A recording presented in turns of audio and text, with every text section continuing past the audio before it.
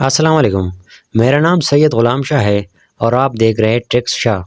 आज मैं आपके लिए लाया हूँ लाइट रूम का पूरा एक कोर्स, जिसमें हम सीखेंगे पूरी लाइट रूम को इंशाल्लाह। अगर आप फ़ोटोग्राफ़र हो, फ़ोटो एडिटर हो, तो लाइट रूम सीखना आपके लिए बहुत ही लाज़मी है। चाहे हमारे पास महंगे से महंगा कैमरा क्यों ना हो, लेकिन तब भी हमारे फ़ोटोज़ को एडिट की ज़रूरत पड़ती ही है और इसके लिए सबसे बेहतरीन टूल है लाइट रूम। तो चाहे आप कुछ भी ना सीखें, लेकिन एक टूल आपको सीखना ही पड़ेगा और वो है लाइट रूम। तो इसीलिए मैं आपको सिखाऊंगा लाइट रूम। तो बिना आपको इंतज़ार करवाए चलिए स्टार्ट करते हैं।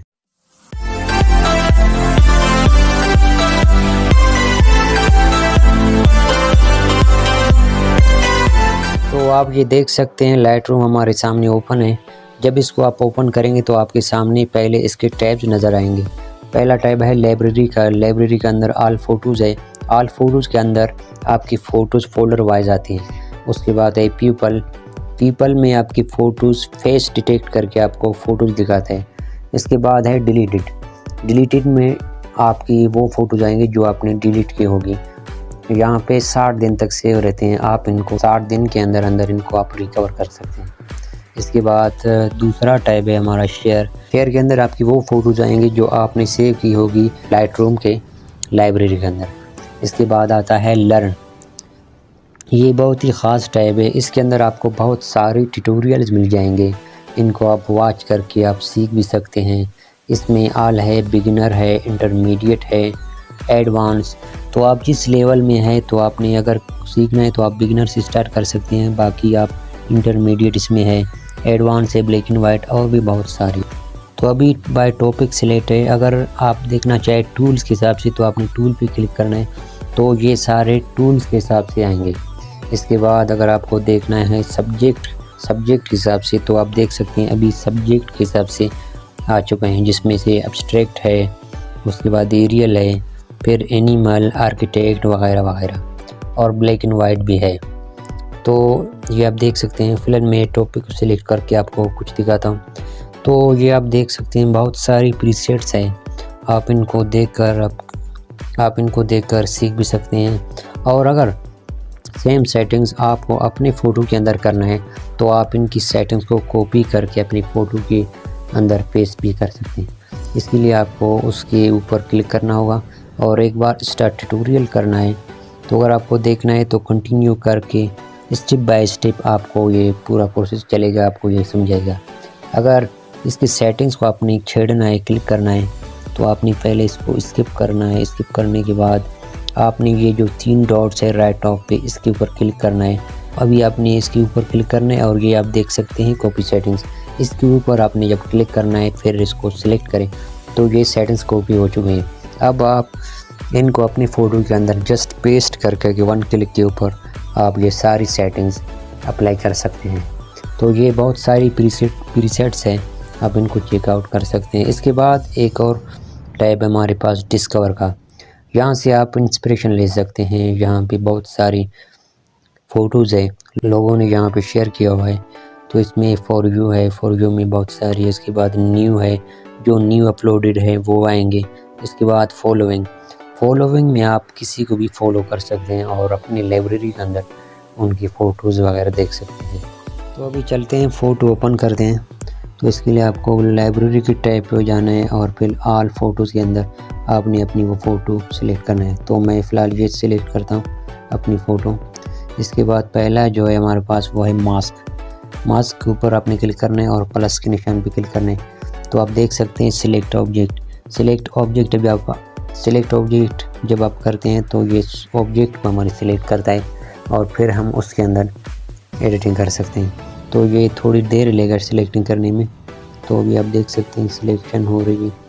तो अभी हमारी ये ऑब्जेक्ट सिलेक्ट हो गई है। अब हम इसके अंदर कोई सा भी एडिटिंग कर सकते हैं। हम इसमें से एक्सपोजर बढ़ा सकते हैं, कम कर सकते हैं, कंट्रास्ट बढ़ा और कम कर सकते हैं। इस तरह हाईलाइट्स को कम ज़्यादा कर सकते हैं, शेडोज़ को बढ़ा सकते हैं, वाइट्स को बढ़ा सकते हैं, ब्लैक्स को कम कर सकते हैं या फिर बढ़ा सकते हैं।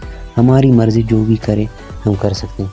इसके बाद अगर मुझे इसमें कलर चेंज करना है तो मैं कलर भी चेंज कर सकता हूँ। आप देख सकते हैं कलर चेंज हो रही है। तो आप देख सकते हैं। इसके बाद टिंट को भी कम ज़्यादा मैं कर सकता हूँ, सैचुरेशन बड़ा और कम कर सकता हूँ। इसके बाद मैं डिटेल टेक्सचर वगैरह यहाँ पे ऐड कर सकता हूँ। और अगर मुझे इस मास्क को इन्वर्ट करना है तो मास्क के नीचे मुझे क्लिक करना है। उसके बाद आप लेफ़्ट साइड पे डिलीट के ऊपर एक ऑप्शन है, आप देख सकते हैं, उसके ऊपर जब मैं क्लिक करूँगा तो ये सारी एडिटिंग इन्वर्ट हो जाएगी और हमारी ऑब्जेक्ट को छोड़ के बाकी एरिया सिलेक्ट हो जाएगा। तो ये इसको आप इन्वर्ट कर सकते हैं। तो फ़िलहाल मुझे बैक आना है। इसके बाद हम देखते हैं सिलेक्ट स्काई। सिलेक्ट स्काई अब जब आप करेंगे तो आपकी जो सिलेक्ट स्काई होगी वो सिलेक्ट हो जाएगी।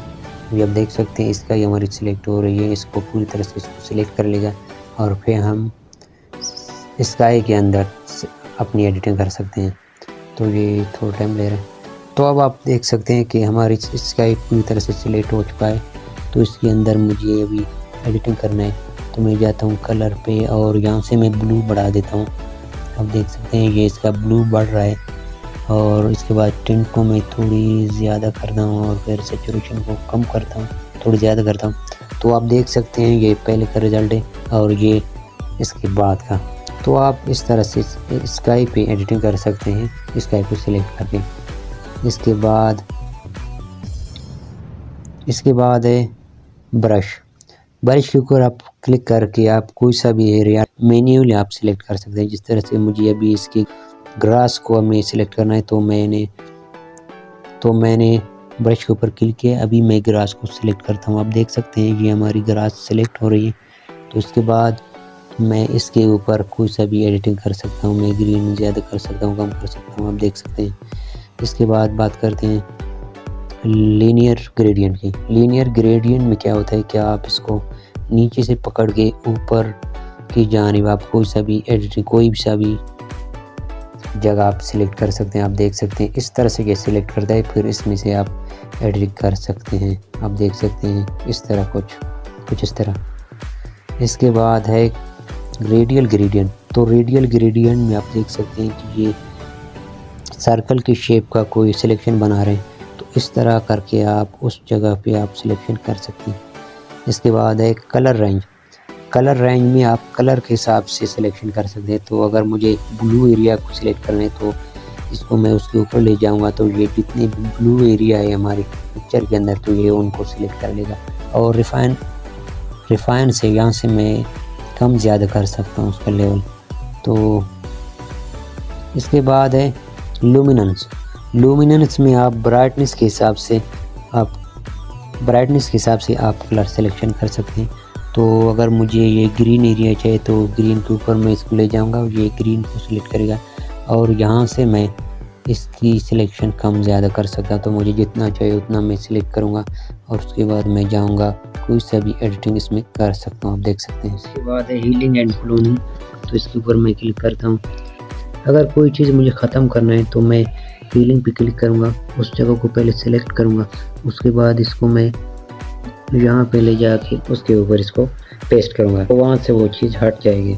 इसके बाद अगर कोई चीज़ मुझे क्लोन करने है, डबल करने, तो मैं क्लोन के ऊपर क्लिक करूँगा और उस जगह को मैं पहले सेलेक्ट करूँगा जहाँ पे मुझे क्लोनिंग चाहिए। तो मुझे फ़िलहाल यहाँ चाहिए तो उस जगह को मैं पहले सेलेक्ट करता हूँ।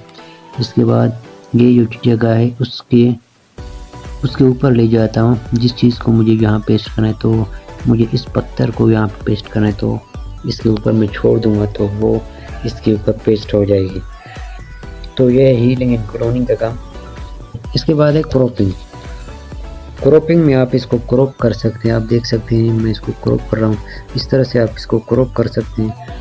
अगर इसको आपने कांस्टेंट करना है तो आप यहाँ से इसको कर सकते हैं, लेकिन अगर इसको फ्रीली आप करना चाहते हैं तो ये जो लॉक है इसको आपने अनलॉक करना पड़ेगा। तो इसके बाद आप इसको फ्रीली कर सकते हैं। इसके बाद है स्ट्रेट। ये जो आपकी पिक्चर है इसको ऑटोमेटिकली स्ट्रेट करते हैं। अगर बहुत टेढ़ी है तो इसके ऊपर आप क्लिक करेंगे तो ये उसको स्ट्रेट करेगा। आप देख सकते हैं इसने इसको स्ट्रेट कर लिया है। इसके बाद यहाँ से आप रोटेट भी कर सकते हैं, इसके ऊपर क्लिक कर रहे हैं। ये आप देख सकते हैं कि मैं रोटेट कर रहा हूँ। इसके बाद है रोटेशन। इस रोटेट के ज़रिए आप 45 एंगल के ऊपर इसको रोटेट कर सकते हैं। आप देख सकते हैं कि 45 एंगल के ऊपर ये रोटेट हो रहा है। इसके बाद है फ्लिप से आप इसको फ्लिप कर सकते हैं। और उसके बाद ये है फ्लिप हॉरिजॉन्टली वर्टिकली, आप इसको वर्टिकली फ्लिप कर सकते हैं। इसके बाद है प्रीसेट्स ये आप देख रहे हैं। पहला है रिकमेंड में आपकी वो प्रीसेट्स आएंगे जो ये रिकमेंड करेंगे कि अगर इनको अप्लाई करेंगे तो आपका फ़ोटो अच्छा दिखेगा। तो आप देख सकते हैं बहुत सारी रिकमेंडेड है। ये आप देख सकते हैं इसने ऑटोमेटिकली स्काई को ब्लू कर दिया है। इसी तरह और भी बहुत सारी है, आप इनको चेकआउट कर सकते हैं। और उसके बाद है प्रीमियम, अगर आपके पास प्रीमियम वर्जन है तो इनको भी आप इस्तेमाल कर सकते हैं। ये आप देख सकते हैं बहुत सारी। इसके बाद व्यूअर में आप टॉपिक वाइज भी प्रीसेट सिलेक्ट कर सकते हैं, जिस तरह से ये है। तो इसमें बहुत सारी है, आप देख सकते हैं ब्लैक एंड वाइट है, अच्छा ब्लैक एंड वाइट है, और भी बहुत सारी है। प्रीसेट्स के बाद है ऑटो लाइट के ऊपर आप जब आप क्लिक करेंगे तो ये ऑटोमेटिकली इसको लाइट देगा। और इनके रिजल्ट आप ये नीचे लाइट पे क्लिक करके आप देख सकते हैं। इसने कंट्रास्ट को थोड़ा बढ़ाया है, हाईलाइट को थोड़ा कम किया है, शेडोज़ को बढ़ाया है। अगर ये आपको समझ नहीं आती तो आप ऑटोमेटिकली इसको ऑटो भी लाइट को बढ़ा सकते हैं। इसके बाद है लाइट के अंदर आप एक्सपोजर बढ़ा सकते हैं, कम कर सकते हैं। एक्सपोजर में ओवरऑल फ़ोटो की लाइट कम ज़्यादा होती है, आप देख सकते हैं कम ज़्यादा हो रहा है। इसके बाद एक कॉन्ट्रास्ट लाइट एंड डार्क की डिफरेंस है, आप देख सकते हैं। अगर इनको हम बढ़ाते हैं तो हमारी लाइट भी बढ़ रही और ब्लैक भी बढ़ रहा है, तो दोनों बढ़ रही है। इसके बाद है हाईलाइट में जो हाईलाइट एरिया है वो बढ़ता है और कम होता है। इसके बाद शेडोज़ है, याद रहे जब आप कोई शेडोज़ आप बढ़ाते हैं तो हाईलाइट भी बढ़ जाती है, तो आपने फिर हाईलाइट को कम करना होता है उस हिसाब से। तो अभी मैं थोड़ा यहाँ पे कम कर रहा हूँ। इसके बाद वाइट है, वाइट सिर्फ वाइट एरिया को बढ़ाएगा, आप देख सकते हैं। इसके बाद है ब्लैक में आप ब्लैक को कम ज़्यादा कर सकते हैं। इसके बाद लाइट के बाद है कलर में पहला है टेम्परेचर में जब आप इसको ब्लू की तरफ करेंगे तो ये बिल्कुल कोल्ड हो जाएगा, यानी कोल्ड कलर है उसको कहते हैं। अगर इसको ग्रीन की तरफ ले जाएंगे तो ये इसको वार्म कर देगा, यानी येलो की तरफ इसको ले जाएगा। तो ये है टेम्परेचर। इसके बाद है टेंट में आप ग्रीन और मेजेंटा को कम ज़्यादा कर सकते हैं। मेजेंटा की तरफ ले जाएंगे तो फ़ोटो में मेजेंटा आएगा, और ग्रीन की तरफ ले जाएंगे तो ग्रीन आ जाएगा। इसके बाद आता है वाइब्रेंस में क्या होता है कि जो कलर्स कम होगी उनको ये सिर्फ बढ़ाएगा। आप देख सकते हैं हमारे पास ये पिक्चर में थोड़ी ब्लू एरिया कम है तो ये उसको बढ़ा रहा है। इसके बाद है सैचुरेशन में पूरी पिक्चर की कलर को ये बढ़ाता है, तो यहाँ से आप उनको कम ज़्यादा कर सकते हैं। इसके बाद आता है डिटेल के अंदर आप इसमें टेक्सचर बढ़ा सकते हैं। तो जब मैं टेक्सचर को बढ़ाऊंगा तो आप देख सकते हैं इसने टेक्सचर ऐड किया हुआ है फ़ोटो में। अब यहाँ से इनको कम करेंगे तो ये उसको सॉफ्ट करेगा, और अगर बढ़ाएंगे तो ये ज़्यादा डिटेल को ज़ाहिर करेगा। इसके बाद है क्लैरिटी में ये ब्लैक एंड वाइट दोनों को बढ़ाता है, आप देख सकते हैं। यहाँ से आप क्लैरिटी को कम ज़्यादा कर सकते हैं। इसके बाद आता है डीहेज में पोल्यूशन को ये ख़त्म करता है। आप कोई पिक्चर ऐसा देख ले जिसमें ये पोल्यूशन ज़्यादा होगा, जिसमें फोगी सा होगा, यानी जिसमें धुआं होगा, तो ये उनको ये रिमूव करने के लिए काम आता है। आप देख सकते हैं अगर इसको बढ़ाएंगे तो इसमें फोगी टाइप को कुछ आ जाएगा पोल्यूशन, तो इनको ज़्यादा करेंगे तो वो ख़त्म हो जाएगा। इसके बाद है विग्नेट्स को जब आप बढ़ाएंगे तो इसके एजेस में वो लाइट या फिर डार्क आएगा। इसको कम करेंगे तो डार्क होगा, और अगर ज़्यादा करेंगे तो वाइट आएगा। तो इसको मैं थोड़ी कम करता हूँ, तो मैं अपने हर पिक्चर में तकरीबन इसको थोड़ी सी छेड़ता हूँ। इसके बाद है मिड पॉइंट, तो मिड पॉइंट को आप कम ज़्यादा कर सकते हैं। ये मिड पॉइंट है उसको ये कम ज़्यादा करेगा, डार्क और लाइट को। फिर है फीदर को जब आप बढ़ाएंगे तो ये इसको सॉफ्ट करेगा, जो कि डार्क पॉइंट है वो डार्क को ये सॉफ्ट करेगा, आप देख सकते हैं। इसके बाद है राउंड में जब आप इसको राउंड करेंगे तो बिल्कुल राउंड शेप का इसमें डार्क पैदा हो जाएगी। इसके बाद है हाईलाइट्स, जब आप यहाँ से हाईलाइट्स को बढ़ाएंगे जो हमारी हाईलाइट्स होंगी उनसे ये डार्कनेस को रिमूव करेगा। फिर है ग्रीन, तो ग्रीन को मैं इतना यूज़ नहीं करता, खैर इसको छोड़ देते हैं। फिर है साइज़, आप इसकी जो कि साइज़ कम ज़्यादा कर सकते हैं, आप देख सकते हैं इसके जो कि डार्क एंड लाइट है उनको कम ज़्यादा कर सकते हैं यहाँ से। फिर है रफनेस, तो रफनेस इसकी आप चेंज कर सकते हैं। इसके बाद आता है शार्पनेस।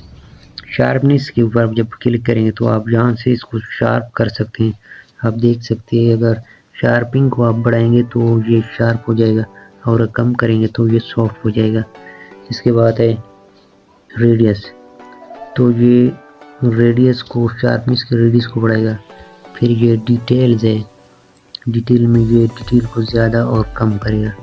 तो यहाँ से आप शार्पनेस को बढ़ाएंगे तो डिटेल ज़्यादा आएंगे, फिर इनको आप यहाँ से कम कर सकते हैं। फिर है मास्किंग, मास्किंग को आप कम ज़्यादा कर सकते हैं, आप देख सकते हैं।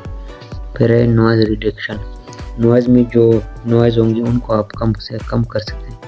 तो आप देख सकते हैं जो इसमें नॉइज़ होगी वो ख़त्म हो जाएंगे। इसके बाद है फिर डिटेल, तो नॉइज़ की ये डिटेल को कम ज़्यादा करता है। फिर है कंट्रास्ट, तो कंट्रास्ट आप देख सकते हैं वही जो पहले जो मैंने बताया, यहाँ से आप नॉइज़ की कंट्रास्ट को कम ज़्यादा कर सकते हैं। फिर है कलर नॉइज़ रिडक्शन, यहाँ से कलर की जो नॉइज़ होगी, जो आप कई बार पिक्चर आप कैप्चर करते हैं तो पिक्चर की साइडों से कुछ कलर जाते हैं तो उनको ये रिमूव करने के लिए इस्तेमाल होता है। इसके बाद फिर है डिटेल, तो ये कलर की डिटेल को कम ज़्यादा करता है। फिर है स्मूथनेस, तो यहाँ से आप इसको स्मूथ कर सकते हैं। इसके बाद है लेंस करेक्शन, तो लेंस करेक्शन में जब आप इसको इनेबल करेंगे तो लेंस में थोड़ी बहुत कमी होती है। जब आप किसी भी पिक्चर को कैप्चर करते हैं उसके साइड में एक आउटलाइन आती है तो उसको रिमूव करने के लिए आप इसका इस्तेमाल कर सकते हैं। तो खैर ये एडवांस चीज़ है, इसको छोड़ देते हैं। फिर उसके बाद है पर्सपेक्टिव, ये पर्सपेक्टिव तो इस पिक्चर में इतना यूज़ नहीं होता, आप देख सकते हैं ये कुछ इस तरह, लेकिन ये आर्किटेक्ट फ़ोटोज़ में बहुत इस्तेमाल होता है, लेकिन इसमें ये इस्तेमाल नहीं होता। लेकिन फिर भी मैं आपको दिखाता हूँ, ये कुछ इस तरह है, आप देख सकते हैं। रोटेट है,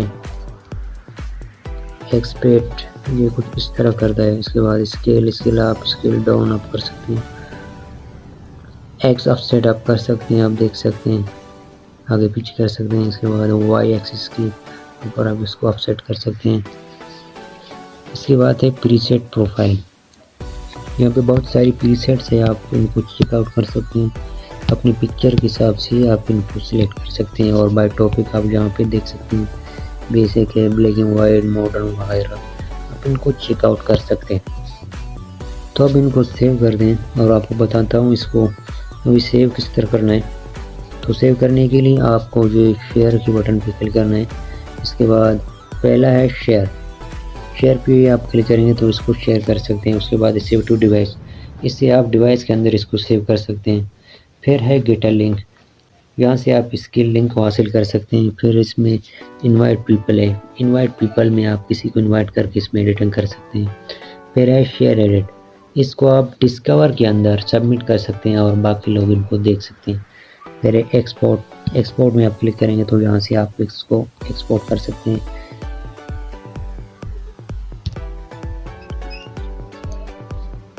तो अभी ये एक्सपोर्ट हो रहा है, इसको कैंसिल कर दें। अब बात करते हैं आखिरी ऑप्शन की, 3 डॉट की राइट क्लिक करेंगे। पहला है ऐड टू, यहाँ से आप किसी भी इसको एल्बम में इसको सेव कर सकते हैं, कुछ नाम रखिए। फिर इसमें है डिलीट, यहाँ से डिलीट कर सकते हैं। फिर एक शो है हिस्टोग्राम, यहाँ से आप किसकी हिस्टोग्राम देख सकते हैं। फिर है इन्फो, यहाँ से इसकी इन्फो शो होती है। क्रिएट प्रीसेट, यहाँ से आप इसकी प्रीसेट क्रिएट कर सकते हैं। फिर अगर आपको इसकी सेटिंग्स कॉपी करें तो यहाँ से आप सेटिंग्स को कॉपी करके भी रख सकते हैं। यहाँ से पेस्ट है। उसके बाद है स्लाइड, स्लाइड से ये स्लाइड की ये स्लाइड जैसे चलेगी आप देख सकते हैं। इसके बाद है हेल्प, यहाँ से आप अपने ट्यूटोरियल के हिसाब से कोई सा भी हेल्प ले सकते हैं ऑनलाइन। तो ये थी लाइटरूम की बेसिक कोर्स जिसमें मैंने आपको इसकी बेसिक्स बताई, और मैं एक और वीडियो लाऊंगा आपके लिए जिसमें हम एडवांस सीखेंगे इंशाल्लाह। उम्मीद करता हूँ आपको वीडियो पसंद आएगा। पसंद आए तो लाइक कर देना और चैनल को लाजमी सब्सक्राइब कर देना। मैं मिलता हूँ आपसे अगले वीडियो में, तब तक अल्लाह हाफिज़।